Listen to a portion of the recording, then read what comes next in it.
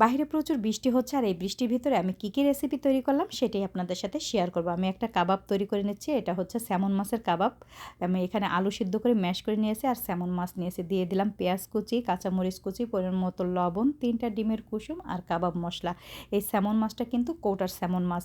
এখানে টুনা মাছ, স্যামন মাছ, বিভিন্ন রকমের মাছ কৌটার ভিতরে পাওয়া যায়, সেই মাছটা দিয়ে আমি এই কাবাবটা তৈরি করতেছি। আপনারা চাইলে বড় মাছ, যে বাংলাদেশে বড় মাছ পাওয়া যায়, সেই বড় মাছের কাটা বেছেও এই কাবাবটা তৈরি করতে পারেন। দেখুন সুন্দর করে আমি এটাকে মাখিয়ে নিচ্ছি। আর এখানে যে কাবাব মশলা দিয়েছি সেটাও আমার হাতে তৈরি করা, খুব তাড়াতাড়ি আপনারা আমার পেজে দেখতে পারবেন। খুব সুন্দর করে এটাকে মাখিয়ে নেব। মাখানোর সময় যদি আপনাদের কাছে মনে হয় এটা নরম, তাহলে একটু পাউরুটি যদি থাকে ঘরে, পাউরুটি ভিজে এখানে দিয়ে দিতে পারেন, বা বিস্কিটের গুঁড়া দিয়ে দিলে এটা শক্ত হয়ে যাবে। আমার এখানে আর বিস্কিটের গুঁড়া লাগেনি, খুব সুন্দর হয়েছে। দেখুন সুন্দর একটা শেপ চলে আসছে কাবাবের, এখানে আর এক্সট্রা বিস্কিটের গুঁড়া দিতে হয়নি।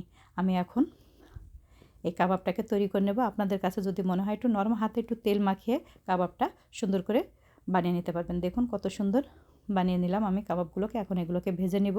যে ডিমের সাদা অংশটাকে রেখে দিয়েছিলাম সেটাকে সুন্দর করে ফেটে নিয়েছি। এখন এই যে কাবাবগুলো ডিমের সাদা অংশের ভিতরে ডুবিয়ে তেলের ভিতরে ছেড়ে দিলাম, দিয়ে এখন এটাকে ভেজে নেব। আর এটা বেশিক্ষণ লাগবে না ভাজতে, কারণ আলুটাও সিদ্ধ, মাছটাও কিন্তু রান্না করা থাকে। ওই মাছটা দিয়ে আমি কিন্তু কাবাবগুলো তৈরি করলাম। এই যে একটু লাল হয়ে গেছে, আমি উল্টিয়ে দিচ্ছি, দিয়ে এই পিঠটাও সুন্দর করে ভেজে নেব, নিয়ে আমি এটাকে নামিয়ে নেব। দেখুন কত সুন্দর ভাজা হয়ে গিয়েছে, মাশাল্লাহ খুব সুন্দর হয়েছে। আর এই কাবাবটা কিন্তু বিকালের নাস্তা হিসাবেও খুব ভালো লাগে খেতে। চায়ের সাথে যদি আপনি এই কাবাবটাকে দেন, খেতে কিন্তু অসাধারণ লাগে। আমি একটা পেপার টাওয়ালের উপরে নামিয়ে নিলাম, তাহলে যে এক্সট্রা তেলগুলো থাকবে সেই তেলগুলো এই পেপার টাওয়ালে টেনে নেবে। একইভাবে বাদবাকি কাবাবগুলোকেও আমি ভেজে নিচ্ছি। দেখুন কতটা সুন্দর হয়েছে।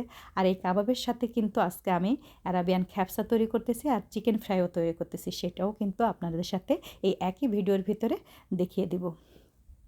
দেখুন কতটা সুন্দর হয়েছে, মাশাল্লাহ খুব সুন্দর হয়েছে কাবাবগুলো। দেখুন আলহামদুলিল্লাহ। এখন আমি চিকেন ফ্রাইগুলোকেও ভেজে নেব। ম্যারিনেট করে রেখে দিয়েছি 2 ঘন্টা আগে। চিকেনগুলোকেও একই তেলের ভিতরে আমি চিকেন ফ্রাইগুলোকেও ভেজে নেব। এই যে দিয়ে দিলাম। আর এই চিকেনটাকে আমি গার্লিক পাউডার, পেঁয়াজের গুঁড়া, তারপরে গোলমরিচের গুঁড়া, একটু মরিচের গুঁড়া, আর হচ্ছে আপনার ভিনেগার দিয়ে আমি এটাকে 2 ঘন্টার জন্য ম্যারিনেট করে রেখে দিয়েছিলাম, পরিমাণ মতো লবণ দিয়ে। আর কোনো মশলা দিই না, এক্সট্রা কোনো মশলা কিন্তু আমি দিইনি। যেমন ধনিয়ার গুঁড়া, জিরার গুঁড়া, গরম মশলার গুঁড়া, এগুলো যদি দিই না, তাহলে কি হয়, এই চিকেন ফ্রাইয়ের যে আসল যে ফ্লেভারটা ওটা নষ্ট হয়ে যায়। আপনারা একবার এইভাবে তৈরি করে দেখবেন, খেতে কিন্তু খুবই ভালো লাগে। আর যখন ভেজেছি তখন এর উপরে একটু, এটা তেলে ছাড়ার আগে আমি এখানে একটু উপর দিয়ে কর্নফ্লাওয়ার বা একটু ময়দা এগুলো ছিটিয়ে সুন্দর করে এটাকে মাখিয়ে তারপরে এই যে তেলের ভিতরে ভেজে নিলাম। মাশাল্লাহ দেখুন কতটা সুন্দর হয়েছে, খুবই ভালো লাগে। আপনারা একবার ট্রাই করে দেখেন। যদি আপনাদের গার্লিক পাউডার না থাকে তাহলে পেঁয়াজ এবং রসুনটা বেটেও দিতে পারেন, সেটাও কিন্তু খুব ভালো লাগে খেতে। দেখুন কত সুন্দর হয়েছে চিকেন ফ্রাইগুলো, মাশাল্লাহ অসাধারণ হয়েছে। দুইটা রেসিপি খুব সুন্দর হয়েছে, চিকেন ফ্রাই এবং কাবাবগুলো। আমি এই দেখেন তো তৈরি করে নিয়েছি। অ্যারাবিয়ান খ্যাপসাটাও যদি আপনারা দেখতে চান, আমার পেজে খুব তাড়াতাড়ি দেখতে পাবেন অ্যারাবিয়ান খ্যাপসাটা। আমি এখন বেড়ে নিচ্ছি গরম গরম, কিন্তু এই বৃষ্টির ভিতরে এই ধরনের খাবার খেতে অসাধারণ লাগে। মাশাল্লাহ দেখুন কত সুন্দর লাগতেছে। কেমন হলো আমার এই রেসিপি? যদি আপনাদের কাছে ভালো লাগে তাহলে লাইক, কমেন্ট, শেয়ার করবেন। ইনশাল্লাহ ফিরে আসবো আবার কোনো নতুন রেসিপি নিয়ে। ভালো থাকবেন। আল্লাহ হাফেজ। আসসালামু আলাইকুম।